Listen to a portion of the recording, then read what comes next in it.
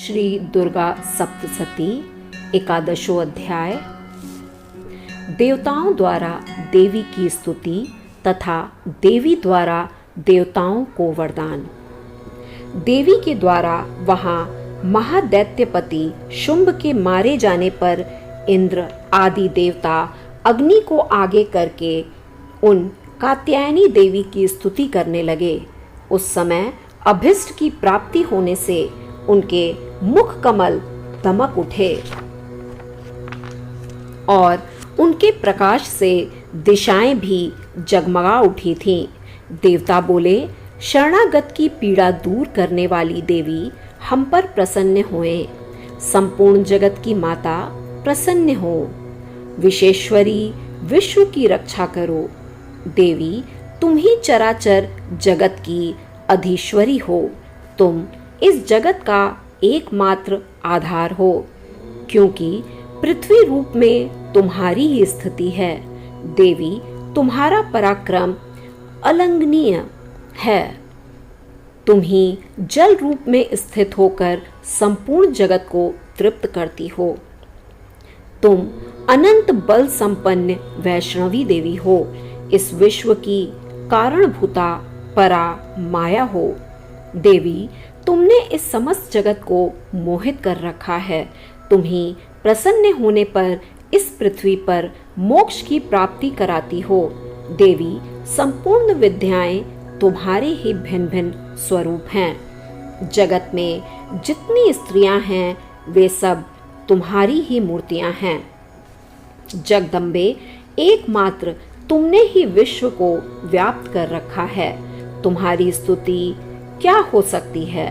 तुम तो सत्वन करने योग्य पदार्थों से परे एवं परावाणी हो। जब तुम सर्वस्वरूपा देवी स्वर्ग तथा मोक्ष प्रदान करने वाली हो, तब इसी रूप में तुम्हारी स्तुति हो गई। तुम्हारी स्तुति के लिए इससे अच्छी उक्ति और क्या हो सकती। बुद्धि रूप से सब लोगों के हृदय में विराजमान रहने वाली तथा स्वर्ग एवं मोक्ष प्रदान करने वाली नारायणी देवी तुम्हें नमस्कार है। कला, काष्ठा आदि के रूप से क्रमश परिणाम की ओर ले जाने वाली तथा विश्व का उपसंहार करने में सामर्थ नारायणी तुम्हें नमस्कार है। नारायणी तुम सब प्रकार का मंगल प्रदान करने वाली मंगलमयी हो। कल्याणदायिनी शिवा हो। सब पुरुषार्थों को सिद्ध करने वाली शरणागत वत्सलवा तीन नेत्रों वाली एवं गौरी हो। तुम्हें नमस्कार है। तुम सृष्टि, पालन और संहार की शक्तिभूता सनातनी देवी, गुणों का आधार तथा सर्वगुणमयी हो। नारायणी तुम्हें नमस्कार है।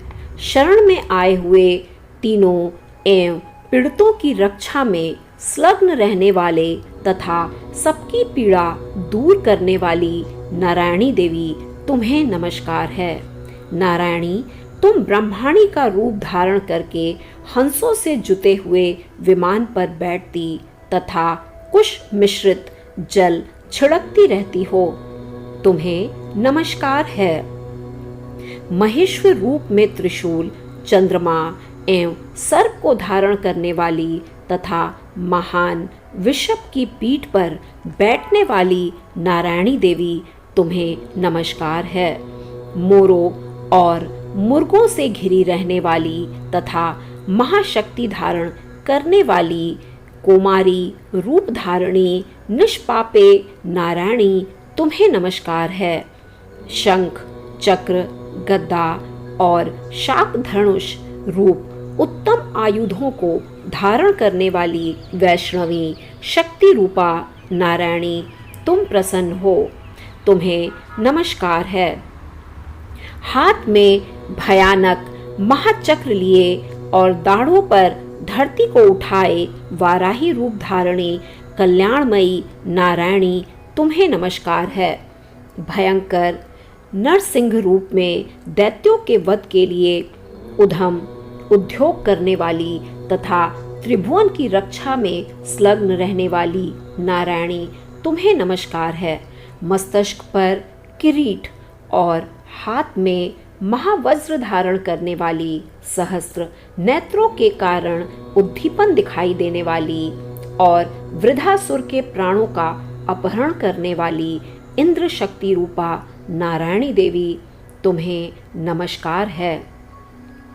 शिवदूती रूप में दैत्यों की महती सेना का संहार करने वाली, भयंकर रूप धारण तथा विकट गर्जना करने वाली नारायणी, तुम्हें नमस्कार है। दाढ़ों के कारण विकराल मुख वाली, मुंडमाला से विभूषित मुंड मंदनी चामुंडा रूपा नारायणी, तुम्हें नमस्कार है। लक्ष्मी, लज्जा, महाविद्या, श्रद्धा, पुष्टि, स्वाधा, ध्रुवा, महारात्रि और महा अविद्या रूप नारायणी, तुम्हें नमस्कार है। मेधा, सरस्वती, वरा, भूति, बाभ्रवी, तामसी, नियता तथा ईशा रूपिणी नारायणी, तुम्हें नमस्कार है। सर्व स्वर रूपा सर्वेश्वरी तथा सब प्रकार की शक्तियों में संपन्न दिव्य रूपा दुर्गे देवी, सब भयों से हमारी रक्षा करें, तुम्हें नमस्कार है। कात्यायनी, यह तीनों लोचनों से विभूषित तुम्हारा सौम्य मुख सब प्रकार से भयों से हमारी रक्षा करे, तुम्हें नमस्कार है। भद्रकाली, ज्वालाओं के कारण विकराल प्रतीत होने वाली, अत्यंत भयंकर और समस्त असुरों का संहार करने वाली, तुम्हारा त्रिशूल भय से हमें बचाए, तुम्हें नमस्कार है। देवी, जो आपकी ध्वनि से संपूर्ण जगत को व्याप्त करके दैत्यों के तेज नष्ट किए देता है, वह तुम्हारा घंटा हम लोगों की पापों से उसी प्रकार रक्षा करे जैसे माता अपने पुत्रों की बुरे कर्मों से रक्षा करती है।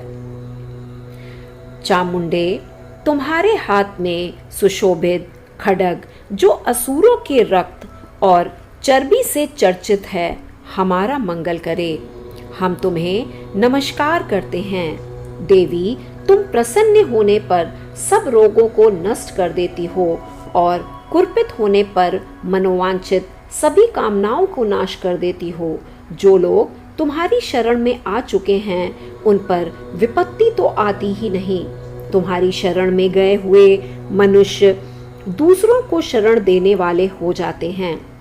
देवी अंबिके, तुमने अपने स्वरूप को अनेक भागों में विभक्त करके नाना प्रकार के रूपों से जो इस समय इन धर्मद्रोही महादैत्यों का संहार किया है, वह सब दूसरी कौन कर सकती थी। विद्याओं में ज्ञान को प्रकाशित करने वाली, शास्त्रों में तथा आदि वाक्यों में तुम्हारे सिवा और किसका वर्णन है, तथा तुमको छोड़कर दूसरी कौन ऐसी शक्ति है जो इस विश्व को अज्ञान में घोर अंधकार से परिपूर्ण ममता रूपी गड्ढे से निरंतर भटका रही हो। जहाँ राक्षस, जहाँ भयंकर विष वाले सांप, जहाँ शत्रु, जहाँ लुटेरों की सेना और जहाँ दवानल हो, वहाँ तथा समुद्र के बीच में भी साथ रहकर तुम विश्व की रक्षा करती हो। विश्वेश्वरी, तुम विश्व का पालन करती हो, विश्व रूपा हो, इसलिए संपूर्ण विश्व को धारण करती हो। तुम भगवान विश्वनाथ की भी वंदनीय हो। जो लोग भक्ति पूर्वक तुम्हारे सामने मस्तक झुकाते हैं, वे संपूर्ण विश्व को आश्रय देने वाले होते हैं। देवी, प्रसन्न हो। जैसे इस समय असुरों का वध करके तुमने शीघ्र ही हमारी रक्षा की, उसी प्रकार सदा हमें शत्रुओं के भय से बचाओ।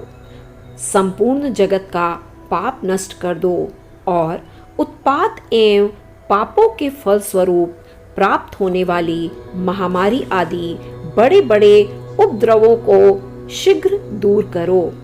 विश्व की पीड़ा दूर करने वाली देवी, हम तुम्हारे चरणों पर पड़े हुए हैं, हम पर प्रसन्न हो। त्रिलोक वासनीय की पूजनीय परमेश्वरी, सब लोगों को वरदान दो। देवी बोली, देवताओं, मैं वर देने को तैयार हूँ। तुम्हारे मन में जिसकी इच्छा हो वह वर मुझसे लो। संसार के लिए उस उपकारक वर को मैं अवश्य दूंगी। देवता बोले, सर्वेश्वरी, तुम इसी प्रकार तीनों लोकों की समस्त बाधाओं को शांत करो और हमारे शत्रुओं का नाश करती रहो। देवी बोली, देवताओं, व्यवस्थ मनवंतर के 28वें युग में शुंभ और निशुंभ नाम के 2 अन्य महादैत्य उत्पन्न होंगे। तब मैं नंदगोप के घर में उनकी पत्नी यशोदा के गर्भ से अवतरण हो विंध्याचल में जाकर रहूंगी और उक्त दोनों असुरों का नाश करूंगी। फिर अत्यंत भयंकर रूप में पृथ्वी पर अवतार ले मैं वैप्रचित नाम वाले दानवों का वध करूंगी। उस भयंकर महादैत्यों का भक्षण करते समय मेरे दांत अनार के फूल की भांति लाल हो जाएंगे। तब स्वर्ग में देवता और मत्स्यलोक में मनुष्य सदा मेरी स्तुति करते हुए मुझे रक्त दंडिका कहेंगे। फिर जब पृथ्वी पर 100 वर्षों के लिए वर्षा रुक जाएगी और पानी का अभाव हो जाएगा, उस समय मुनियों के सत्वन करने पर मैं पृथ्वी पर अयोजना रूप में प्रकट होंगी और 100 नेत्रों से मुनियों को देखूंगी। अतः मनुष्य शाताक्षी इस नाम से मेरा कीर्तन करेंगे। देवताओं, उस समय मैं अपने शरीर से उत्पन्न हुए शाकों द्वारा समस्त संसार का भरण पोषण करूंगी। जब तक वर्षा नहीं होगी तब तक वे शाक ही सबके प्राणों की रक्षा करेंगे।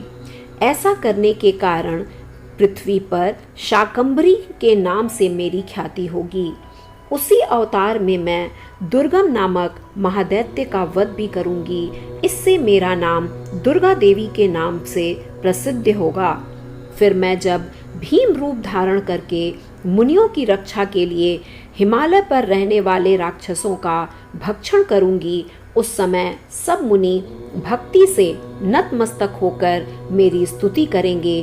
तब मेरा नाम भीमा देवी के रूप में विख्यात होगा।